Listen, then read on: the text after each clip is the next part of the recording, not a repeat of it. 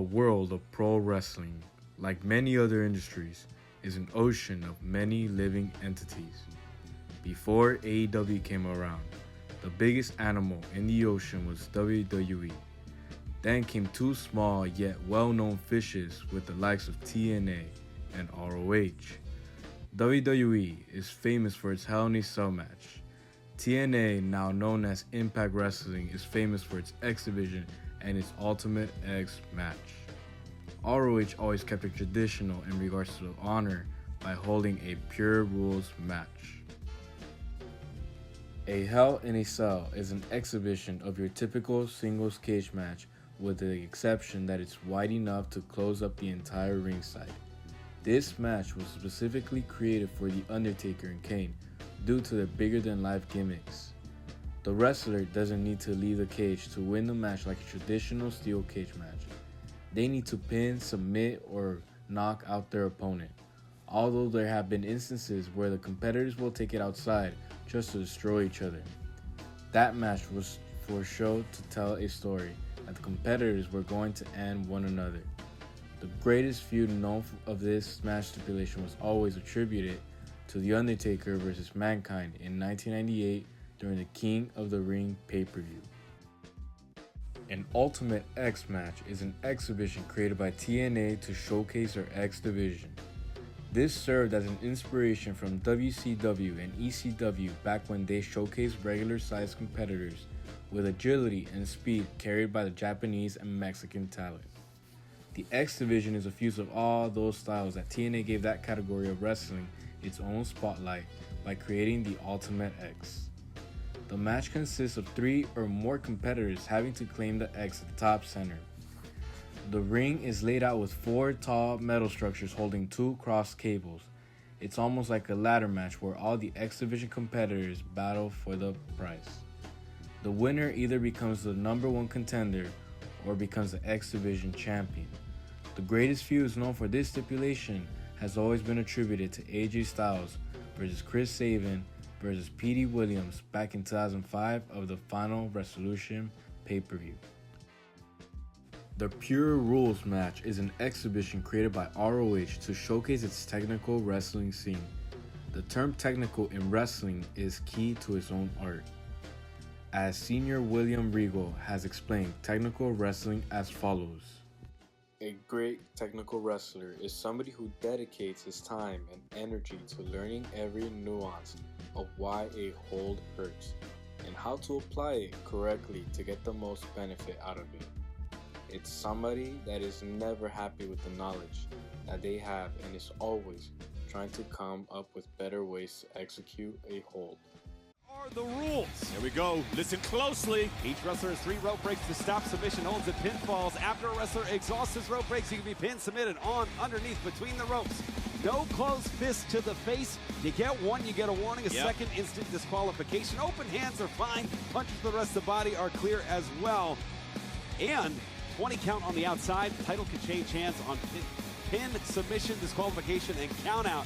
And you gotta watch out for the interference, because if you interfere, what happens, Big Body? You are out. You are out of here. This match was created by co-founder Gabe Sapolsky, who was ROH's earliest booker and was also Paul Heyman's protege back in ECW.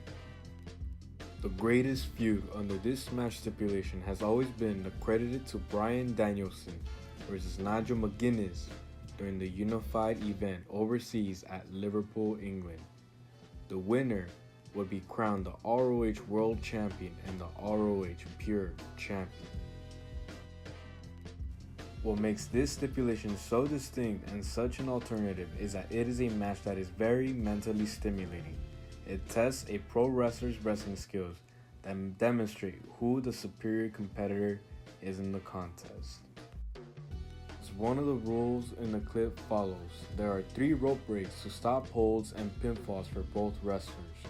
What this means is that when a wrestler reaches a state of desperation, they usually crawl over to the ropes to break off the encounter against their opponent. In this case, you can only be saved by the ropes after reaching it 3 times. After that, their opponent is at liberty to pin or submit them using the ropes for leverage. Another important rule to recognize is that there are no close fist punches to the face permitted during the match. What this means is that you can only use forearms, elbows, as well as biceps such as European uppercut to execute a move that would be impactful enough to take the opponent down. The first use of a close fist to the face receives a warning. The second use of a close fist to the face results in a disqualification. In a common title belt match, the title can only be exchanged through a pinfall or submission hold. On the other hand, the ROH Pure Championship can be exchanged through disqualification and countout. So in order to even up the playing field, there is no other choice but to put on a banger for a match, rather than to try to get a win through shortcuts. Despite the strict rules nature, the former and longest reigning ROH Pure Champion Nigel McGuinness learned his ins and outs to still come up on top as the best in the world. As it's been portrayed by one of the best, the beef between Bryan Danielson and Nigel McGuinness can be compared to the 1984's film Amadeus, where Salieri and Mozart beef about who is the best music composer. In other words, Danielson was Mozart since he was the ROH World Champion with the status of an excellent wrestler at the time, while Nigel was Salieri since he was the secondary championship holder of the company. After the 10th episode of ROH TV, we saw the match on display between Lee Moriarty and Rocky Romero, except that it was without the ROH Pure Championship on the line. It was an exhibition between a rookie and a veteran, admitting that the rookie has what it takes to break out, but first he needs to be put in his place to show respect to those that came before him. This is a courtesy that Rocky Romero knows very well due to his tenure in New Japan Pro Wrestling, paying respect to the big stars while serving as an assistant in the dojo. In the match, we see that Rocky has a variety of MMA-inspired movesets, while Moriarty has a youth and agility in his arsenal. As shown in the match, Moriarty tried to execute a loophole by reversing an armbar that Rocky was applying. This failed as Moriarty physically touched the rope, which gave him a strike to lose rope break privilege. This match type is distinct because it puts over pro wrestling in a way that gives off a sports presentation. When closely engaging in the match, it has simple psychology where not only does the hold enforcer have the uncertainty of capitalizing, but so does the audience when the feeling of suspense about who is the superior wrestler. After analyzing these shows and matches as a whole, they each vividly pose an identity of a promotion. This is based on the narrative that they are telling, and truthfully, many wrestlers that made it big all wrestled in ROH. Since its inception in 2002 and up to today, ROH has proven that they are indeed the alternative.